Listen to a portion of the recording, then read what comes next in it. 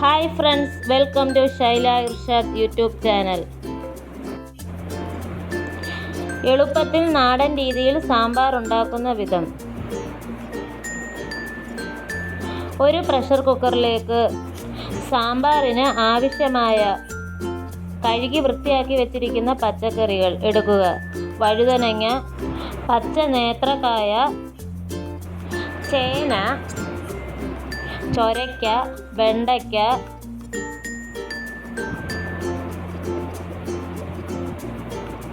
പടവലം, വെള്ളരിക്ക,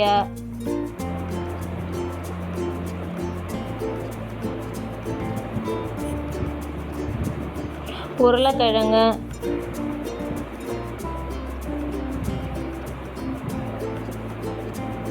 മത്തങ്ങ, 3 പച്ചമുളക് നെടുകെ കീറിയത്,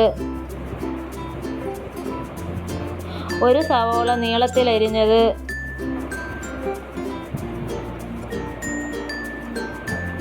ആവശ്യത്തിന് ഉപ്പും തുവരപ്പരിപ്പും,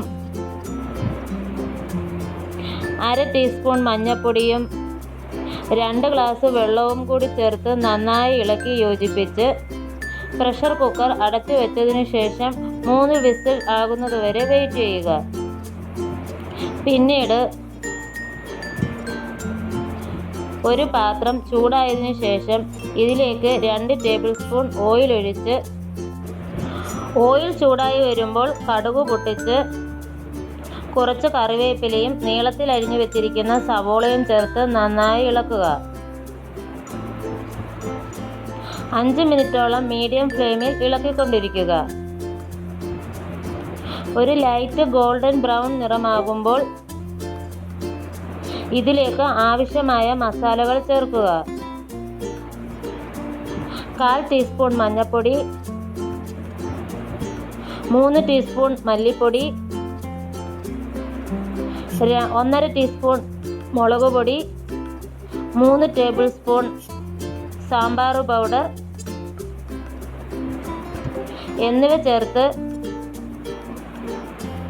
ഇതിലേക്ക് 2 വലിയ തക്കാളിയും കൂടി ചേർത്ത് ഇതിൻ്റെ പച്ചമണം മാറുന്നവരെ ഇളക്കിക്കൊണ്ടിരിക്കുക.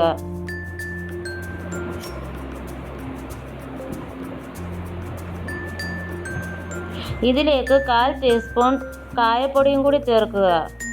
കായപ്പൊടി ചേർത്താൽ സാമ്പാറിന് നല്ല ടേസ്റ്റും മണവും ഉണ്ടാകും. ഒരു നെല്ലിക്ക വലിപ്പത്തിൽ പിഴുപുളി പിഴിഞ്ഞ് ഇതിലേക്ക് ചേർക്കുക.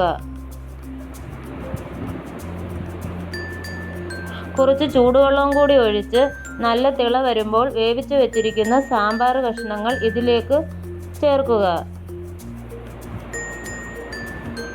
വീണ്ടും നന്നായി ഇളക്കി യോജിപ്പിക്കുക.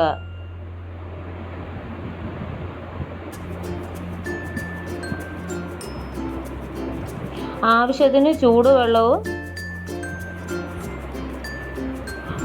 ഉപ്പും ഇട്ട് കൊടുക്കുക. കുറച്ച് പച്ച മല്ലിയിലയും കൂടി ചേർത്ത് നന്നായി ഇളക്കി യോജിപ്പിക്കുക.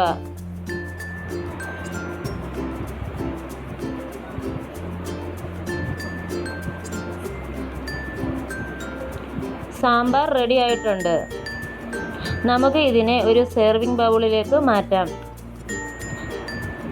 ദോശ, ഇഡ്ഡലിയും ചോറിൻ്റെയും കൂടെ നമുക്ക് സാമ്പാർ ഉപയോഗിക്കാം.